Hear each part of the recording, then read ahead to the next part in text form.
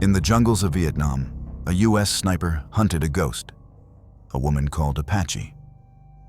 They said she tortured soldiers until they begged for death, and Carlos Hathcock swore he'd stop her, no matter the cost. The air was thick with heat and fear. Ants crawled up his drenched pants. His legs were cramping, but he didn't move an inch. Through his scope, Hathcock searched for the phantom they all feared, the most lethal and beautiful woman in Vietnam.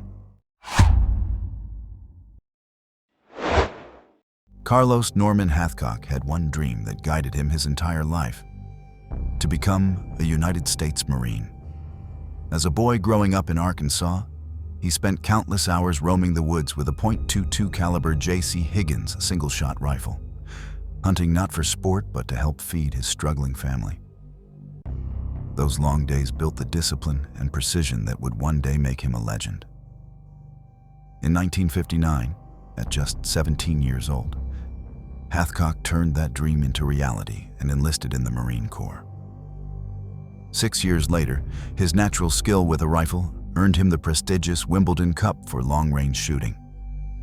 Then, in 1966, he was sent to Vietnam, initially as a military policeman. But combat called to him, and before long, he volunteered for the front lines. Hathcock was soon reassigned to the 1st Marine Division Sniper Platoon, based at Hill 55, just outside Da Nang. Among his fellow Marines, he became known as White Feather, a nickname inspired by the small white plume he kept tucked in his bush hat, an open challenge to the enemy who tried to hunt him. The North Vietnamese soon learned to fear the man behind that feather. Hathcock built a reputation as one of the deadliest and most disciplined snipers of the war. He took on the missions no one else dared, crawling for miles through thick jungle and enemy territory to eliminate high-value targets. On one mission, Hathcock and a Marine under his command held off more than 200 North Vietnamese soldiers for 3 days in a flooded rice paddy. By the end, he had 93 confirmed kills, with estimates reaching more than 300, including one shot from 2,500 yards. One of the longest successful sniper shots in history at the time. The North Vietnamese army was so desperate to stop him that they placed a $30,000 bounty on his head, nearly 15 times higher than the usual reward for killing an American sniper. Major Edward Land, Hathcock's commanding officer, once said, "Carlos didn't just blend into the environment, he became it. His patience, focus, and courage made him unlike anyone I've ever known. He believed every pull of the trigger meant saving a Marine's life." Even with his unmatched precision, Hathcock always claimed he took no pleasure in killing. For him, every mission was about protecting his brothers in arms. But there was one assignment that broke his usual calm, a mission he made personal. A hunt for a woman whispered about in every Marine camp, a sniper and interrogator they called Apache. Apache was believed to be a female platoon leader, interrogator, and sniper within the Viet Cong ranks. A woman whose name became synonymous with fear in the jungles of Vietnam. She was described as both beautiful and merciless, a contradiction that made her legend even more haunting. American troops began calling her Apache, after the Native American tribe known for its ferocity and unrelenting methods of warfare, a name that reflected her own reputation for cruelty. Stories spread quickly through Marine camps. They said she took pleasure in tormenting captured soldiers, especially those from Hathcock's own unit, the 5th Regiment, 1st Marine Division. Victims who fell into her hands were often found mutilated beyond recognition. Sometimes she would position herself and her prisoners close to U.S. outposts, ensuring that American troops could hear every scream echo through the night. Her rifle, a 7.62mm Mosin Nagant fitted with a scope, became as infamous as her name. From the dense jungles and mist-covered ridges around Hill 55, Apache's deadly precision and psychological warfare turned her into a living nightmare. Before long, she wasn't just another sniper. She was a myth, part woman part ghost, and the Marines made it their mission to stop her. In November 1966, the nightmare reached its peak.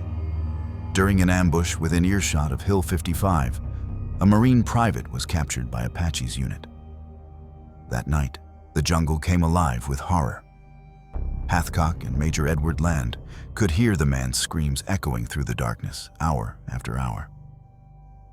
She was a bad woman, Hathcock later said. She would do anything to cause pain. By dawn, the private somehow managed to stumble back toward camp, his body covered in cuts, burns, and bruises.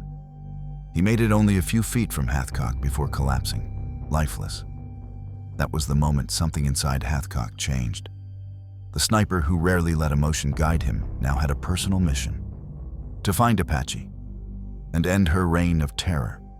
He and Land began tracking her through the dense jungles near Duc Pho, moving silently for weeks with no sign of their target. Then, one humid afternoon, Land spotted a small Vietnamese woman carrying a scoped rifle, flanked by 5 armed Viet Cong soldiers.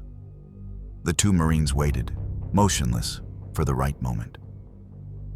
When the woman crouched to relieve herself, Land quietly called in an artillery strike on the group. As chaos erupted and the Viet Cong scattered, Hathcock took aim through his Winchester Model 70 bolt-action rifle and squeezed the trigger. The shot hit its mark. "Shoot her again," Land ordered. Hathcock fired once more.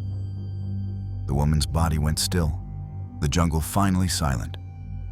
For a long moment, the 2 men stared, unable to believe it was over. Then, relief and exhaustion washed over them. They laughed, cried, and embraced. The woman who had haunted the Marines of Hill 55, Apache, was gone. Despite his unmatched record and countless missions, the relentless pace of combat eventually took its toll on Carlos Hathcock. Exhausted and worn down, he accepted discharge. But civilian life didn't suit him.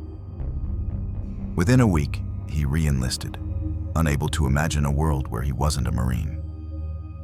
In 1969, during an operation in Vietnam, tragedy struck. When an amphibious vehicle caught fire, Hathcock ran straight into the flames to save his fellow Marines. He pulled 7 men from the burning wreck before collapsing in a rice paddy, suffering 3rd-degree burns over 43% of his body. Even then, he refused to quit. Years later, serving as a gunnery sergeant, he began to lose mobility. Doctors eventually diagnosed him with multiple sclerosis, a slow and merciless disease. In 1979, while teaching marksmanship at a rifle range, Hathcock collapsed and was forced to retire, just 1 year short of his 20-year service milestone. But even as his body failed him, his legacy only grew stronger. The Marine Corps honored him with the Gunnery Sergeant Carlos Hathcock Award, presented annually by the National Defense Industrial Association to those who advance the art and tactics of small arms marksmanship across the U.S. military and law enforcement. To this day, Carlos Norman Hathcock remains a symbol of precision, courage, and sacrifice. A Marine who never sought fame or glory, yet became one of the most legendary snipers in history. If this story fascinated you, wait until you hear about Simo Häyhä, the White Death, the deadliest sniper who ever lived. Watch his story next, and subscribe to the Unknown Files for more hidden legends from history's dark side.